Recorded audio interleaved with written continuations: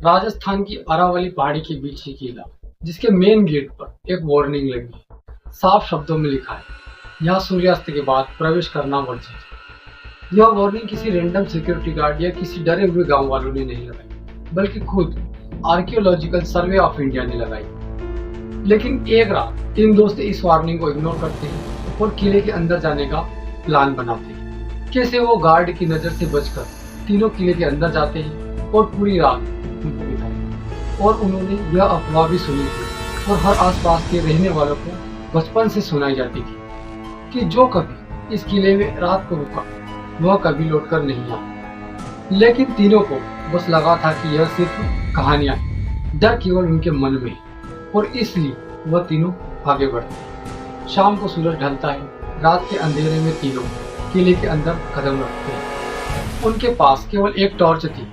अंधेरा इतना गहरा था कि लाइट केवल कुछ ही दूर तक जा रही थी। उसके आगे सिर्फ केवल सन्नाटा था।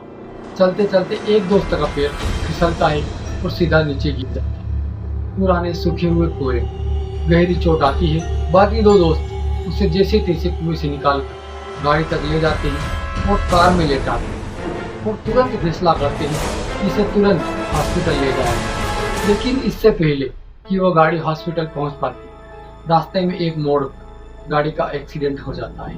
तीनों दोस्तों की मौके पर ही मौत हो जाती है। स्थानीय लोगों का मानना है कि यह कोई एक्सीडेंट नहीं था, यह उस किले का श्राप था। उन्होंने रात में रुक इस किले का नियम तोड़ा। नमस्कार दोस्तों, यह कहानी भानगढ़ किले की है। यह हर साल लाखों टूरिस्ट घूमने आते हैं, लेकिन यहाँ शाम ढलते ही कोई नहीं रुकता। लोकल लोगों का कहना है कि यहाँ रात को चीखने की, चिल्लाने की और रोने की आवाज आती है। इस किले की कहानी जो बताई जाती है उससे कई गुना ज्यादा इंटरेस्टिंग है। इस किले का सबसे बड़ा सीक्रेट वही नहीं है जो रात को दिखता है, बल्कि इतिहास में छिपा हुआ है। दोस्तों, कहानी को समझने के लिए 400 साल पीछे जाना पड़ेगा। भानगढ़ की कहानी साल 1573 में शुरू होती। आमेर के राजा भगवंत दास अपने छोटे बेटे माधव सिंह के लिए एक नया शहर बसाने का फैसला लेते। माधव सिंह मान सिंह के छोटे भाई थे। माधव सिंह अरावली की पहाड़ियों के बीचों बीच भानगढ़ बसाते।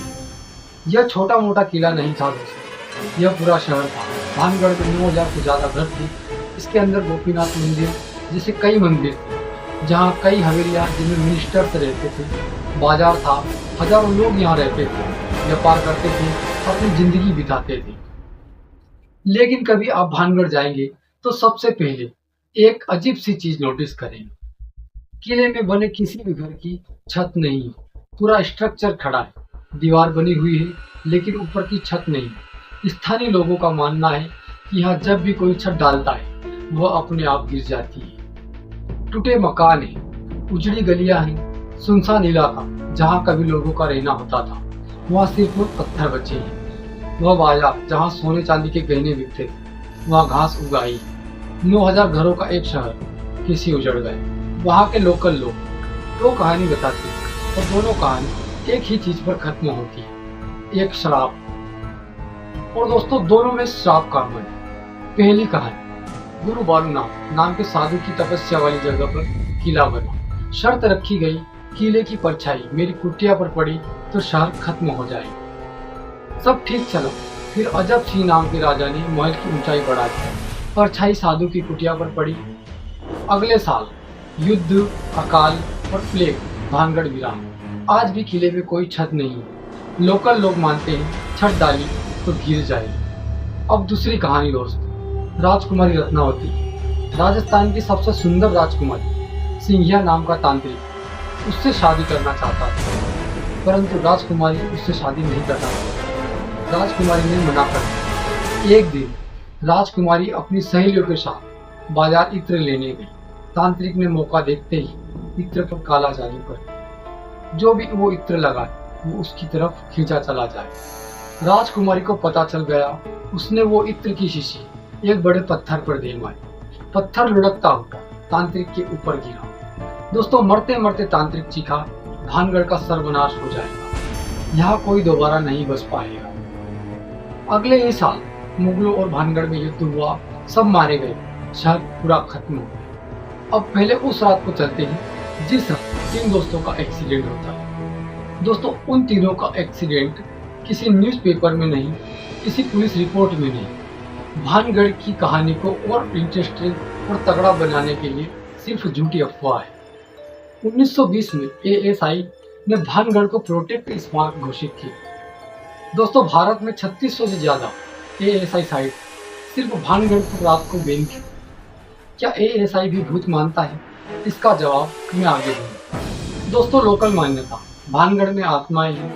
टीवी शो आहत ने 2014 में एपिसोड शूट किया। क्रू मेंबर बीमार पड़ गए। दोस्तों लोकल लोग कहते हैं रात में घुंगरू रोने की आवाज़ आती है। सीएपीएफ इंडिया नाम की पैरानॉर्मल टीम 2017 में 3 रात रुकी। ईएमएफ मीटर थर्मल कैमरा लेकर रिपोर्ट, नो कंक्लूसिव एविडेंस। आज तक एक भी फोटो नहीं, वीडियो प्रूफ नहीं। दोस्तों अब सबसे बड़ा सवाल ये, अगर भूत नहीं है तो एएसआई ने रात में बैन क्यों लगाया? दोस्तों क्योंकि किला 400 साल पुराना है, कई दीवारें झुकी हुई है, रात में विजिबिलिटी 0 होती है। सन 1998 में एक लोकल लड़का दीवार गिरने से मर गया था। एएसआई पर केस हुआ था। 1990 और 2005 के बीच भानगढ़ से 20 से ज्यादा मूर्तियां चोरी हुई, रात में सबसे ज्यादा।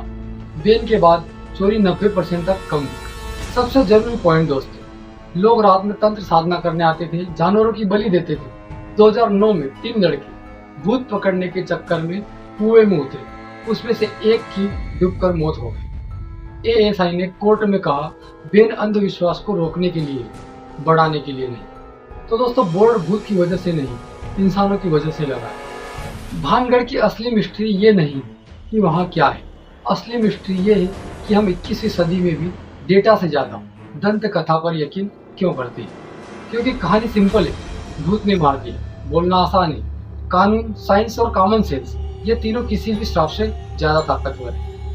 अगर आप भानगढ़ जाओ तो दिन में जाओ, इतिहास देखो, फोटो खींचो, पर रात में चैलेंज के नाम पर अपनी जान रिस्क में मत डालो। क्योंकि आपके घर पर कोई आपका इंतजार कर रहा है और वो किसी भूत से नहीं डरता, वो आपके न आने से डरता है।